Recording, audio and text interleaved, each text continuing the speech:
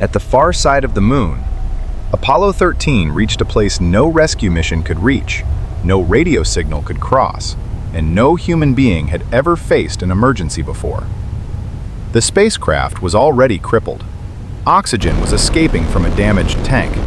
Electrical power was slipping away.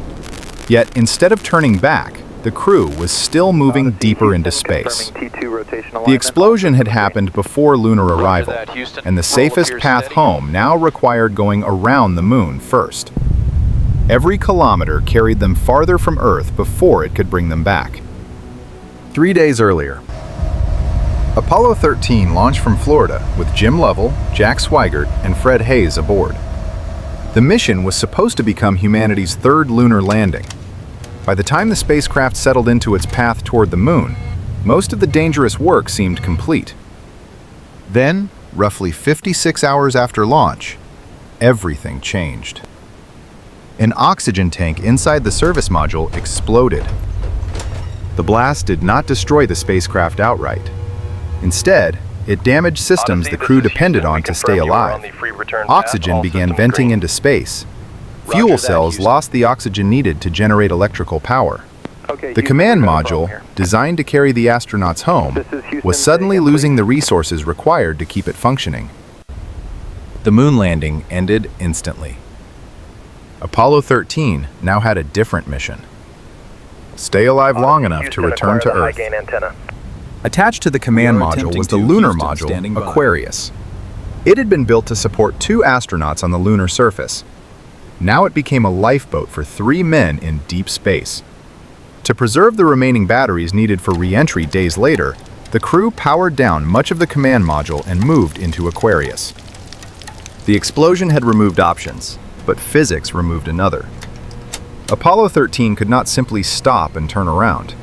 The spacecraft was already committed to a path toward the moon. Mission controllers and astronauts worked to place it on a free return trajectory, allowing lunar gravity to bend the vehicle back toward Earth. To survive, they first had to keep going. As Apollo 13 approached the moon, the crew entered the most isolated region ever reached by humans. Distance from Earth continued increasing. No backup spacecraft existed. No rescue was possible. Every decision depended on the hardware already on board, and the people trying to keep it alive. The pressure kept growing. Aquarius carried limited supplies because it had never been intended to support 3 people on the journey home. Water had to be rationed. Electrical power had to be conserved. Equipment that normally ran continuously was switched off. Inside the spacecraft, temperatures dropped. The astronauts were living inside a machine built for a different mission, stretching every resource beyond its intended limits. At the same time, another danger was building inside the cabin. The lunar module relied on lithium hydroxide canisters to remove carbon dioxide from the air. With 3 astronauts breathing inside Aquarius, those canisters would become saturated far sooner than planned. Carbon dioxide levels would rise. If enough accumulated, the crew could suffocate even while oxygen remained available. The command module still carried additional canisters. The problem was that they did not fit the lunar module system. The materials needed to help the crew survive were already on board. They simply could not connect. Engineers on Earth searched through spacecraft inventories and developed an improvised adapter using materials available to the astronauts. Instructions traveled across hundreds of thousands of kilometers. The crew assembled the device in space. Carbon dioxide levels dropped. One immediate threat eased. The mission remained in danger. Apollo 13 still had to find its way home. The explosion had damaged the spacecraft, and several trajectory corrections were required during the return journey. Under normal conditions, navigation relied heavily on onboard systems and clear visual references. Power restrictions now limited available equipment. Even determining orientation became more difficult. Small mistakes carried enormous consequences. A spacecraft drifting only slightly off course could miss the narrow corridor needed for safe re-entry into Earth's atmosphere. Too steep, and heat and deceleration could become catastrophic. Too shallow, and the spacecraft could skip back into space. Every burn depended on precise execution, while precious resources continued disappearing. Then Apollo 13 reached the far side of the moon. Communication vanished. The blackout was expected. Command module, Lunar rock blocked radio signals, just as it had during previous missions. That, Houston. We are proceeding The with difference was that earlier crews passed behind the moon in healthy spacecraft. Apollo 13 entered silence carrying a damaged vehicle and shrinking margins for survival. For several minutes, nobody on Earth could help. Then the spacecraft emerged. Separation confirmed. Radio Aquarius. contact You are returned. looking good. Apollo Roger. 13 Houston, was heading proceeding home. with the burn.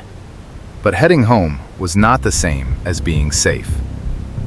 The return journey started another countdown. The command module, largely dormant since the accident, would eventually need to wake up again. Its remaining batteries had to power critical systems during re-entry. Turning equipment on too early risked draining reserves before Earth was reached. Waiting too long risked missing essential preparations. Procedures had to be rewritten in real time. Systems normally activated through routine sequences were restarted under conditions never anticipated during training. Engineers and astronauts calculated what could remain off and what absolutely had to work. As Earth slowly grew larger in the windows, the crew faced a new uncertainty. The damaged service module still remained attached. When it was finally jettisoned, the astronauts saw the destruction for the first time. One side of the module had been torn open. The damage revealed why oxygen had vanished and why the mission had nearly ended hundreds of thousands of kilometers earlier. Yet one more critical step remained. Before re-entry, Aquarius itself had to be discarded. The spacecraft that had kept the crew alive for days could not accompany them into Earth's atmosphere. The astronauts transferred back into the command module, sealed the hatches, and separated from their lifeboat. Now, everything depended on a spacecraft that had spent days largely powered down. Apollo 13 entered Earth's atmosphere on the 17th of April, 1970. As with every lunar mission, Houston, a we've communication had a problem blackout accompanied re-entry. Ionized gases formed around the spacecraft, temporarily blocking radio signals. The Mission original controllers Apollo oxygen waited. tank, seen here damaged, The silence taught us lasted critical longer than lessons. expected. Subsequent designs prioritized. Then a voice returned. Minutes later, parachutes opened above the Pacific Ocean. The command module splashed down, and all three astronauts survived. The investigation that followed traced the accident to wiring damage inside Oxygen Tank We're 2. starting to power down the command module. Engineers redesigned Roger that, systems and Aquarius. procedures to reduce the chance of a similar failure. Apollo 13 never landed on the moon, but it became one of the most studied survival missions in the history of exploration. The spacecraft returned safely. The crew survived. And Apollo 13 remains the crewed mission that traveled farther from Earth than any human journey before or since.